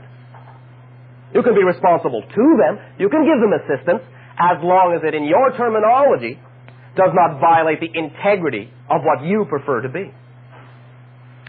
What I found is that when I first started having more money than the people I'm around, and they first started coming to me needing money, I thought it was a great joy to be able to give it. I felt, it I is have in that this sense. now. Yes. But remember also, there are, again, fine line definitions, especially within your society connected to the idea of money, where a sharing can be a sharing, and then sometimes, because of the shifting in integrity, the shifting in definition, the shifting in levels of consciousness, it can allow itself to drop over into the idea of dependency. And that seems to be what I create in these situations. Well, all right. Then perhaps for you, the lesson is in that sense, in allowing yourself perhaps to teach other individuals how to match your vibration to be abundant for themselves. Yes, that's what I want to do. And sharing in that sense, and allowing them to learn to be equal in that sense. Now, again, there can be, or could have been, some assistance given in the way you have given it, but if you can use the assistance you give on one level to help them on many other levels, to get them to equalize your vibration that enables you to assist them to begin with, rather than simply allow them to assume that because you're assisting them, they don't have to match your vibration, then you can equalize the idea out. You can use the idea of giving them some support to allow them to grow in their own self-support. Understand? I do, and I don't know how to do that. That doesn't seem to happen. When I support people, they seem to grow in dependency. And so far as I can see, everybody that I've assisted financially has continued to not be competent in that area. Then shift the definition of how you assist them. Assist them with knowledge of how to match your abundance. I think I have a conflict in myself, Bashar, because I feel guilty. Guilty? I feel upset. Why? When my best friend tells me she doesn't have money again to pay her rent. And, horror stories, and she really needs a place to live and would like to live in my place rent-free. Let's use an analogy that perhaps may put it a little bit into perspective. Now, are you telling me that you are going to feel guilty if instead of giving your friend a slice of bread, which you can do and have done, that you teach them how to bake their own, so that they can always eat whenever they want to, rather than having to come to you for a slice now and then? You know, these people, they really don't ask for a lesson. And and or the way that I give it is resented. But that's their choice of reaction, not yours. And it is not cause for the idea of the guilt you are accepting into your life. Why am I creating all of these people that are not... To give you the opportunity to stop feeling guilty about being the abundant person you are. Well, yeah, and I understand that. And what I have left... I don't understand that? Yes, you do. Yeah, I said, well, if you understand it, then put it into action. Put your understanding into application. If you are a friend, then go with your friend and say, let us discuss the idea of how you can match this vibration. I can still be willing to utilize some of my abundance and direct it in a way where and when necessary to assist you in learning how to be equally abundant. However, if you find that they generate within themselves a reaction that is outside of integrity, that's not your choice. That's not your reality. That's their reaction, not yours. You feeling guilty about their choosing to accuse you means you are simply willing to buy into their expression of lack of abundance, rather than standing firm in your understanding of your own abundance, of who you are. Why would you want to buy into the idea of their offering of lack of abundance? It hurts me. Why? When Remember somebody what that we I said love about tells reaction. me they don't have any money to eat. It hurts me. I understand what you are saying. But the idea, once again, is that you are not really serving them unless you teach them how to serve themselves. Understand? Yes, I do. Could you point me in the direction of being a better teacher, other than displaying what I do, sharing with them how I have accumulated abundance, sharing with them the way that I do that? Can you point you in a better direction than being a living example of what you believe in? Well, it's just not working for my friends. I'm still creating... What you do may not work for them, but that in no way, shape, or form determines the effect it has on your life. If you know you are being of service, then derive the joy out of that you deserve to derive.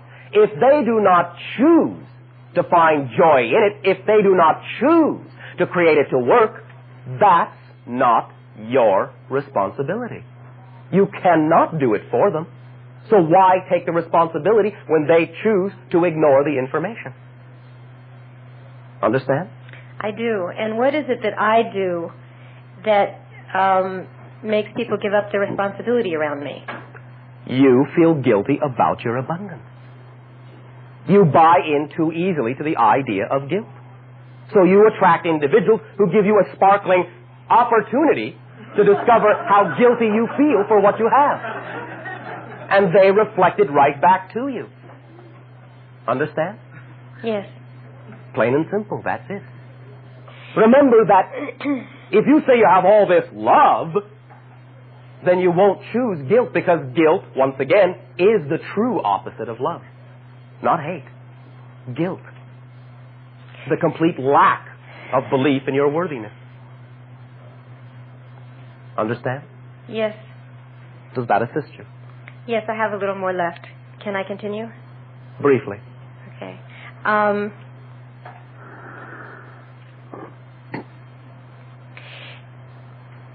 What I see you saying is, given the specific situation where I've offered my friend the tools, and she remains in the same situation and is angry. Yes.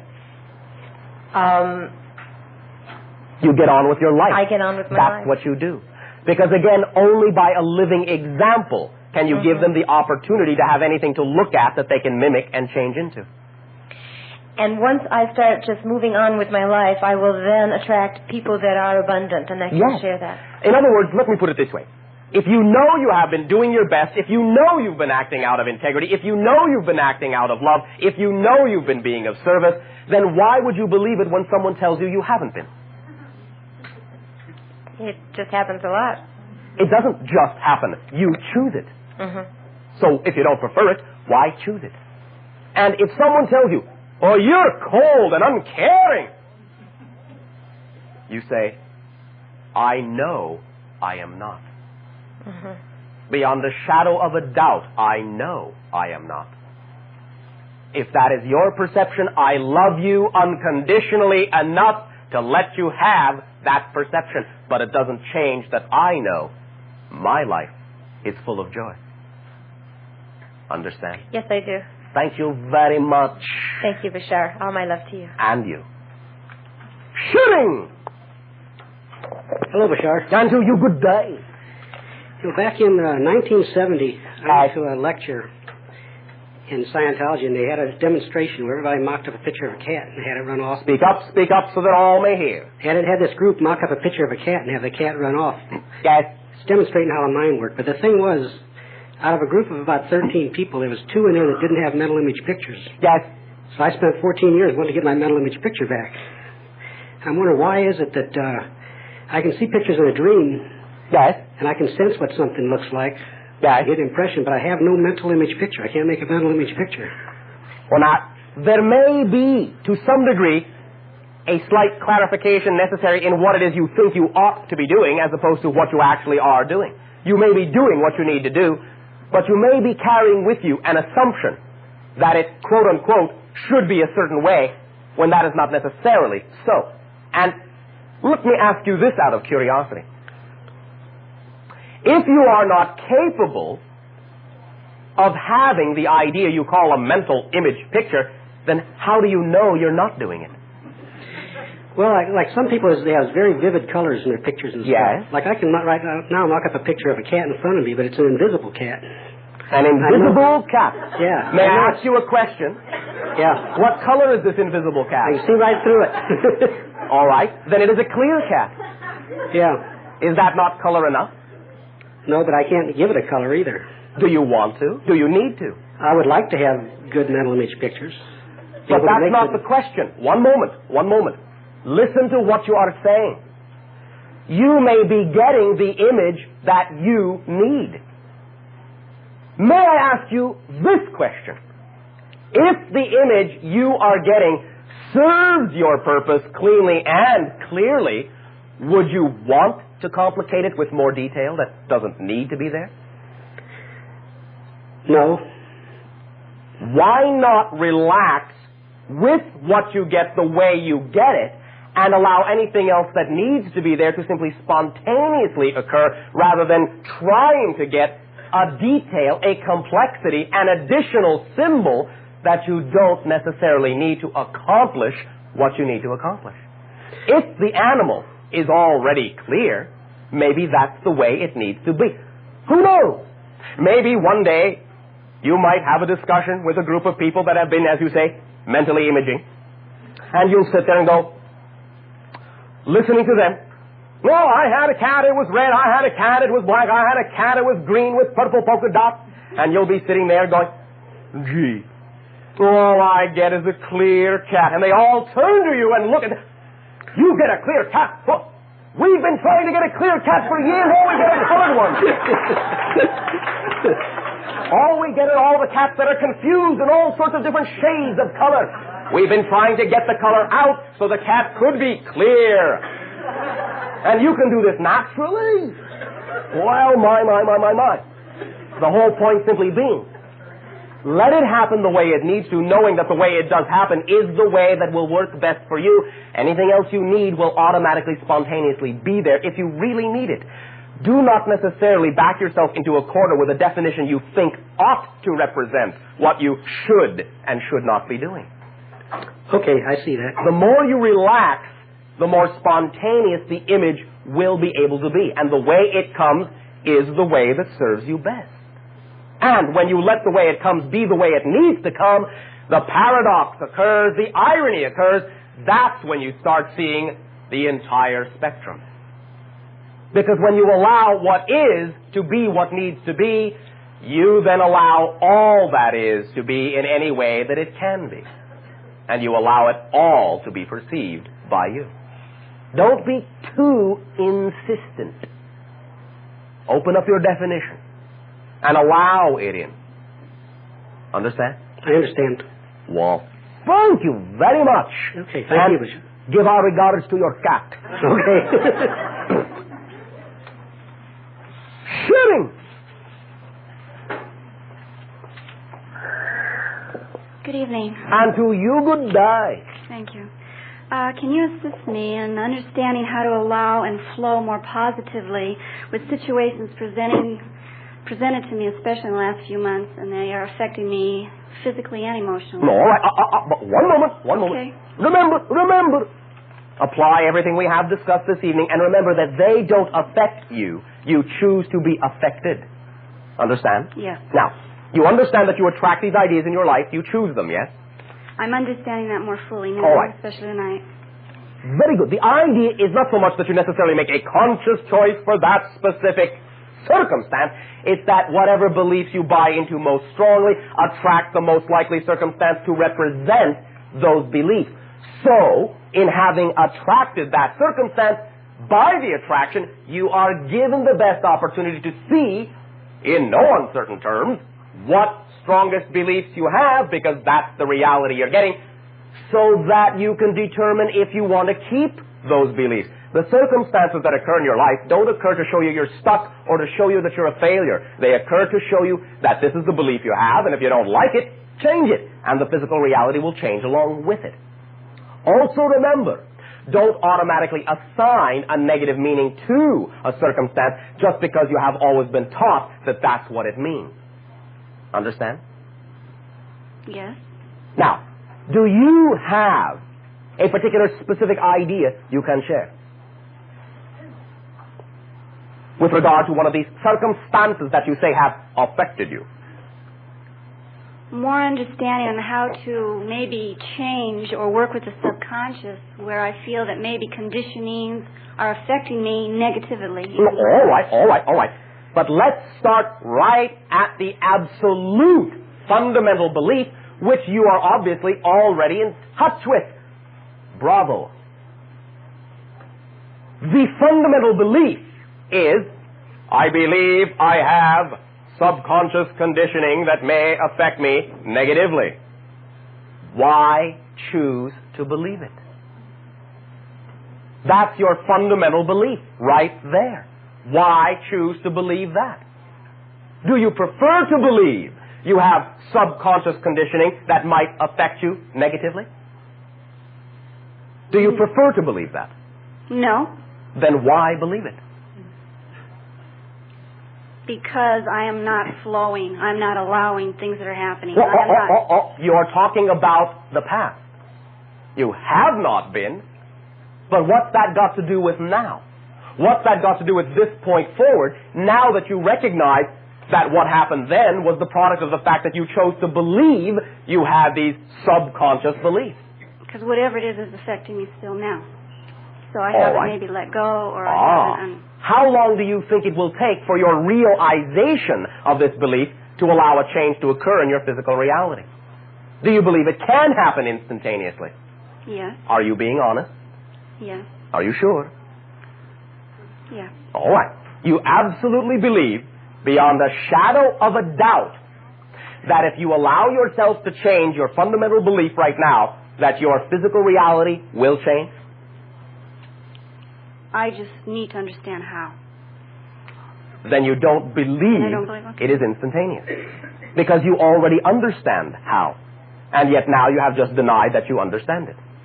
Knowledge itself of what you prefer to be, if believed in more strongly than what you have believed in before, will automatically replace what you have been.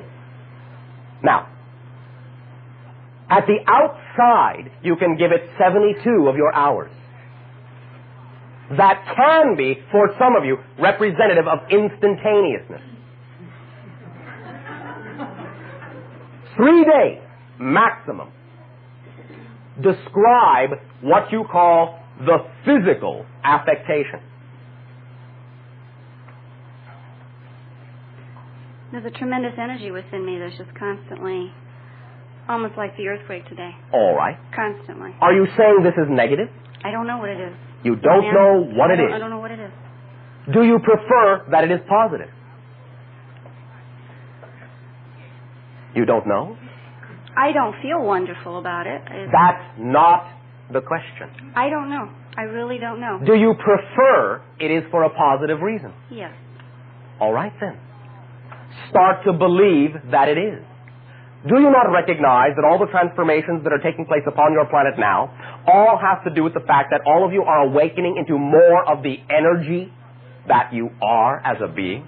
That what you have thought of as your limited physical reality is no longer the border of your definitions, and that all that you are feeling now is an acceleration of energy within you that is representative of the higher accelerated energy you actually are now discovering yourself to be?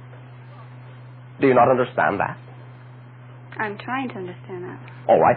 What do you imagine prevents you from understanding it in that format? Are you not familiar with the idea of the semantics of consciousness and energy?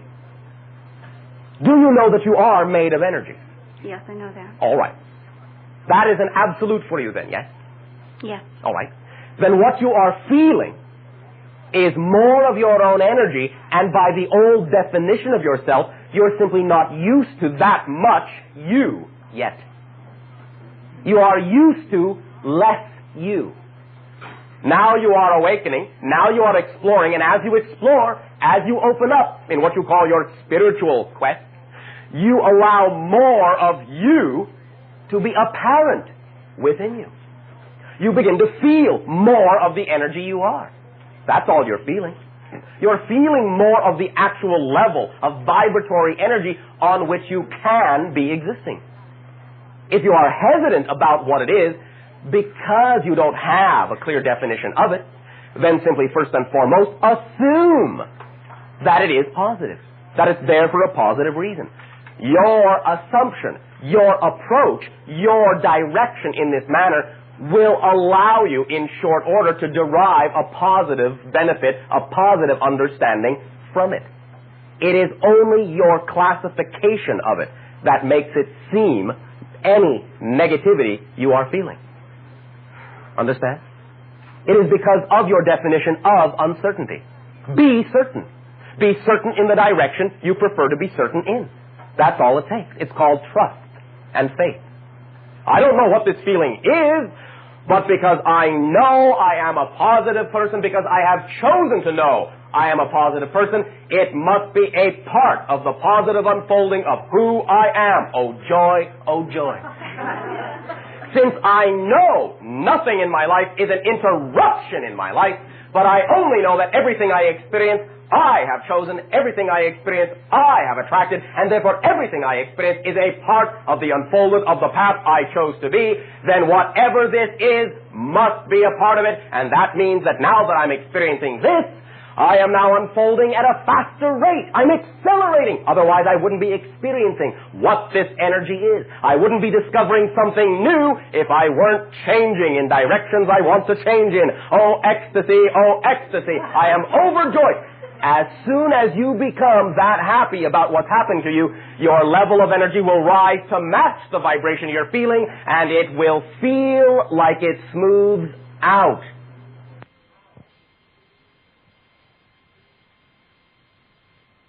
So you don't notice the difference anymore. The energy is there to show you what level you can match at any given moment. When you match it by trusting it and getting excited and getting into it, then it will seem to dissipate or disperse, but it is simply that you have matched that level. Understand? That's what it's for. Is this making any sense to you? Yes. Are you willing to trust it? Are you willing to trust your own ecstasy? Are you willing to believe it is that easy to change? Well, still not sure? There It's all always right. seems to be the questioning of how to I be just more open. told you how. I just told you how. Then what is it within us that blocks that is there for us to believe or have faith? As simple as this. Your assumption that there is some mysterious how that needs to be known before you will simply act in the manner you want to. In other words, laugh. Be happy because you want to. As soon as you do, you'll match that frequency. There is no mysterious how. None that has to be there. And if you really want a bottom line definition, then live now. That's how. Anytime you live in the now, utterly in the moment, any energy that comes along, any difference that you feel, you will match instantly. Because you are living fully in the now, accepting it all, open to it all, absolute vulnerability, not weakness, openness, strength, self-empowerment. That's how. Live in the now with it. Assume that what is happening belongs in your life. Accept it. Acknowledge it. Integrate it. Live through it. Get into it. Explore it. Examine it. Get excited because you know it's there for your reasons. Whether you're conscious of them or not, it's there for your reason. The more you act like you know it's there for your reason, whether you're conscious of what the reason is or not, the sooner you will become conscious of the reason. And very often, the only reason you will discover after you accept the energy and accelerate is simply that it was there for you to accept the energy and accelerate. And by the time you accelerate, you have used it for the reason it was there, and there's no other reason to discover. That's it.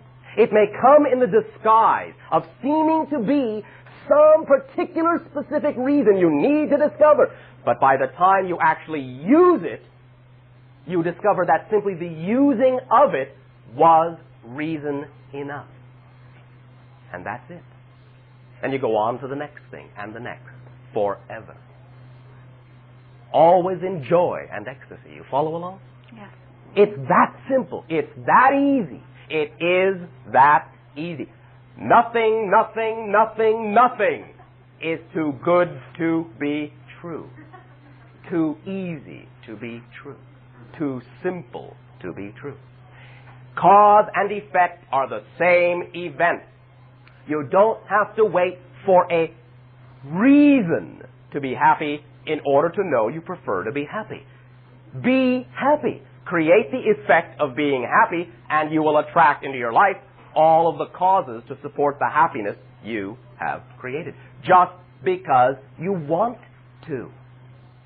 And just because you say so. There doesn't need to be any other why or how.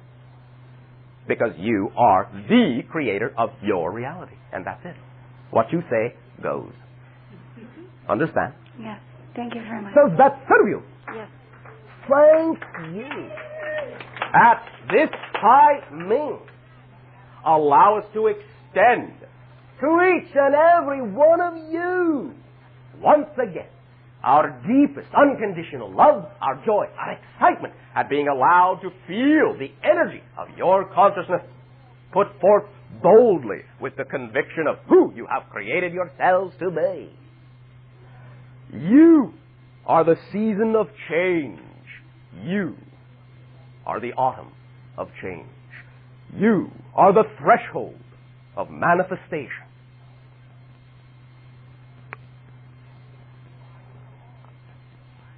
On the night of our interaction, though there may be still in your terms a little bit of time before we get there, another session or so in between, on the night of our interaction, just prior to the time you would call your Halloween, we will share with you our version of a ghost story. We extend to each and every one of you a fond, exciting, and loving good day.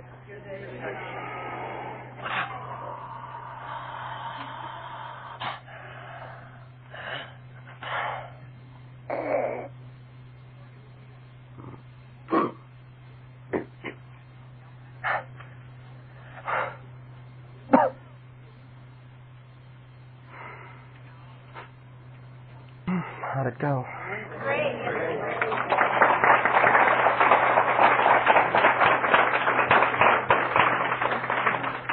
Thank you all for being here tonight. Yes, thank you very much for coming. Anyone who wants a copy of tonight's tape, you can have it tonight. Just see the gal in the yellow suspenders and she'll fix you up.